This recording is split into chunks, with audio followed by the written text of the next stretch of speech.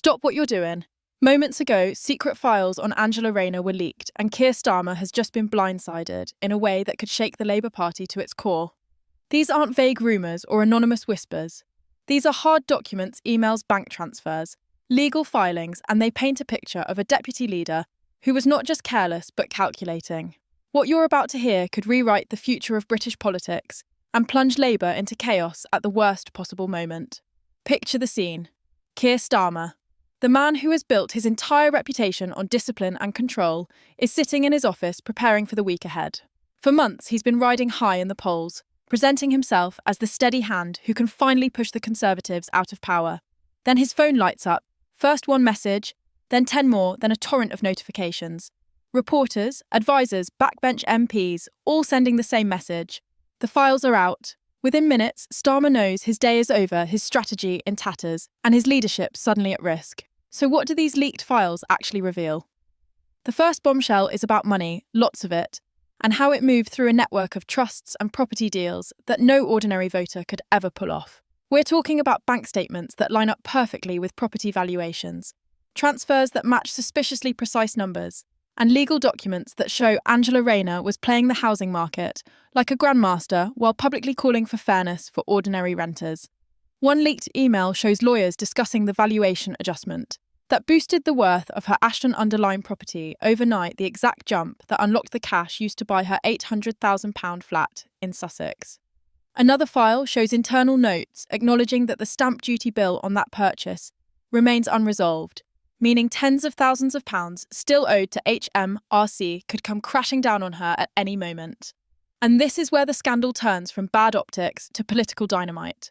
These aren't just messy numbers. The files strongly suggest that this was timed deliberately, not an accident, not a clerical oversight, but a carefully sequenced set of moves designed to extract maximum benefit while staying just within the boundaries of the law.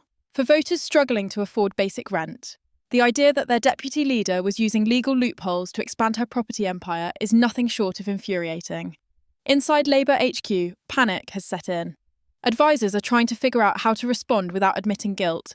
MPs are terrified of being dragged into the scandal, and Starmer himself is said to be livid, according to insiders.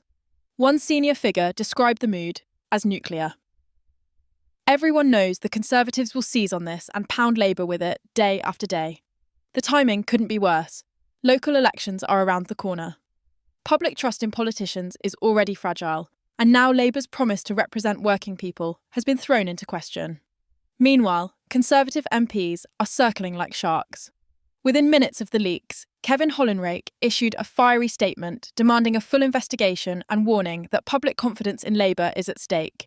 Translation: the Tories smell blood and they're going to drag this out for as long as possible. Every Prime Minister's questions will be a barrage of attacks. Every interview a test of whether Starmer can keep his composure. But here's the most explosive part, and why these files could be more than just an embarrassing headline. Several documents hint that there may be more properties, more trusts, and more transactions that have not yet been made public. If that's true, this scandal is only at the beginning. HMRC is already reviewing the paperwork, and if they determine there was intent to dodge tax obligations, the fallout could move from political to legal, and that would be catastrophic for Labour. Right now, Starmer faces an impossible choice. If he stands by Rayner, he risks looking weak and complicit. If he cuts her loose, he risks open warfare inside the party and alienating key parts of his base. And every minute he delays the Conservatives tighten the screws, the media digs deeper and public anger grows louder. This is no longer just a story about Angela Rayner. This is a test of Starmer's leadership, and the future of the Labour Party could hang in the balance. The fallout inside Labour has been nothing short of chaos.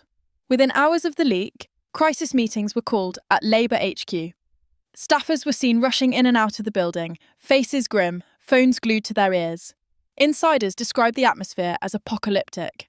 One senior advisor reportedly slammed a door so hard it cracked the glass, shouting that months of careful messaging had just been burned to the ground. The fear is not just about Angela Rayner's reputation, it's about the entire project Keir Starmer has spent years building. He promised discipline, respectability, a clean break from past scandals. Now, with one massive leak, that image has been shattered. And it gets worse. More details from the files are trickling out, and they paint a picture of planning that is far too precise to be accidental. Timelines show property valuations adjusted just days before key transactions. Legal advice obtained by Rayner's team clearly warned about potential tax implications, meaning she knew what she was doing, could raise eyebrows, but pressed ahead anyway. One document even includes handwritten notes about future opportunities that suggest she was considering more acquisitions using the same mechanism. For a politician who has made her career championing ordinary working-class families, this revelation is politically lethal. The public reaction has been immediate and furious. Social media has exploded with anger. Hashtags calling for her resignation trending within hours. Clips of Rayner speaking passionately about the housing crisis are being spliced together, with screenshots of the leaked documents going viral in minutes. For ordinary people who can't save for a deposit, who are watching their rent eat up half their wages, this feels like betrayal on the deepest level. It's not just about the money, it's about trust. They see one set of rules for politicians and another for everyone else, and the hypocrisy is cutting through like a knife. Meanwhile, the Conservatives are not wasting a single second. They are flooding the media with statements, MPs lining up to demand full transparency, and commentators on every major channel framing this as proof that Labour cannot be trusted with power. Even some Labour MPs are starting to break ranks, quietly briefing journalists that Starmer needs to take decisive action before the scandal engulfs them all. The pressure is so intense that some insiders are whispering about an emergency reshuffle, removing Rayner from the front bench altogether in an attempt to contain the damage. But even that might not be enough. The files are already public, the story has already gone global, and the questions are multiplying. What makes this even more dangerous is that HMRC is now officially involved. Their investigators are known for being methodical, relentless, and utterly unforgiving. Once they open a file, they dig until they find everything: transfers, hidden accounts, undeclared interests. If they uncover even a hint that this was a scheme designed to avoid taxes or manipulate valuations, the situation could turn criminal. And the longer this investigation drags on, the more it will hang over Labour like a storm cloud, poisoning every campaign speech, every interview, every attempt to talk about policy. Inside Number 10, Conservative strategists are said to be ecstatic, already preparing attack ads framing Starmer as a weak leader who can't control his own team. They know this scandal is a gift that will keep giving for months, maybe even years.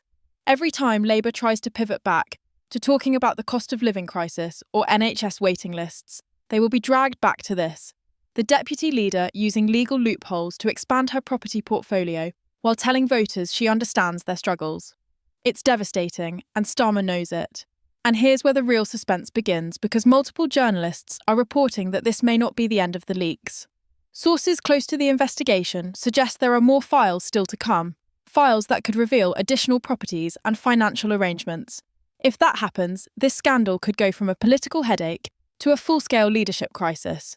Starmer's opponents within Labour are already sharpening their knives, preparing to argue that his handling of the situation proves he cannot lead the party into government. As the night wears on, the pressure on Starmer is reaching a boiling point. Every hour he hesitates makes him look weaker. The public is demanding answers, the media is circling, and Tory MPs are gleefully fanning the flames. Starmer faces a brutal calculation: stand by his deputy and risk taking the hit himself, or cut her loose and risk tearing his own party apart. And hovering over all of this is one terrifying question: if these were the first leaks, what's still hiding in the shadows, waiting to drop? By dawn the next morning, the entire political landscape has shifted. Labour MPs wake up to headlines screaming about betrayal, hypocrisy, and secret deals, and the mood in the party is one of open revolt. Constituency offices are being bombarded with angry emails and phone calls from lifelong Labour voters demanding answers. One MP, speaking off the record, admitted that the party is in meltdown mode, terrified that months of poll gains will evaporate in a single news cycle. Starmer is now under relentless pressure from both outside and inside his own party to act fast. Some shadow cabinet members are privately urging him to suspend Rayner immediately, arguing that it's the only way to contain the fallout. But others are warning that throwing her under the bus will be seen as cowardice and could ignite a factional war that fractures Labour at the worst possible moment. The files themselves are still being dissected by journalists and investigators, and every new revelation is worse than the last. One document allegedly shows a private email exchange where advisors discussed how to maximise tax efficiency before the valuation changes were processed. Another contains a suspiciously detailed spreadsheet projecting property value growth over the next 5 years, suggesting this was not just a single opportunistic move, but part of a larger plan. For a party that claims to stand for ordinary working people, the optics are devastating. voters are being forced to ask whether Labour's leadership is any different from the Conservative sleaze they have been condemning for years. Starmer's inner circle is running out of options. They have drafted several statements, ranging from a full-throated defence of Rayner to a cold, surgical announcement of her removal from the front bench. Each draft is being debated fiercely behind closed doors. Every option carries risk. Defend her, and Labour looks complicit. Remove her, and Starmer risks alienating key grassroots supporters who see Rayner as the authentic voice of the North. The longer he waits, the more he appears paralysed.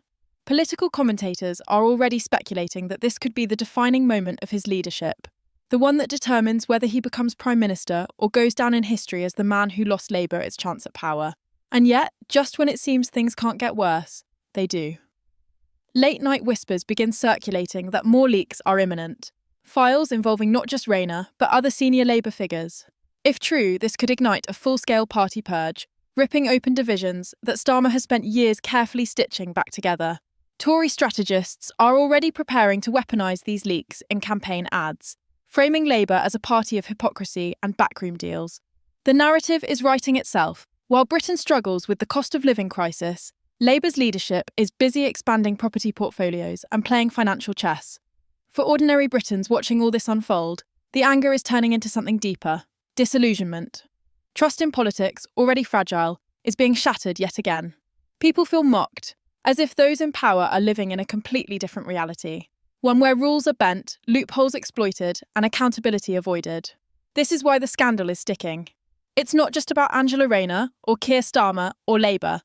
It's about a growing belief that the political class as a whole is corrupt and self-serving. Starmer is now facing the most important decision of his political career. If he acts decisively, he may survive and bruised but still standing. If he hesitates, the scandal could consume him entirely. Either way, the damage has been done. The leak has changed the conversation in British politics and given the Conservatives a weapon they will use until election day and beyond. The Labour Party's promise to be the party of change has been tainted, and for many voters, this might be the moment they decide they can't trust anyone in Westminster ever again. So the question now is not just what happens to Angela Rayner, it's whether Labour can recover at all. Can Keir Starmer reassert control before the next wave of leaks lands? Can he convince the public that Labour is still the party of integrity? Or is this the moment everything unravels, paving the way for the Conservatives to cling to power despite the chaos of the last decade? The answers will come in the days ahead, but one thing is clear tonight: the storm is far from over. And if history is any guide, the next bombshell is already loaded, waiting to drop.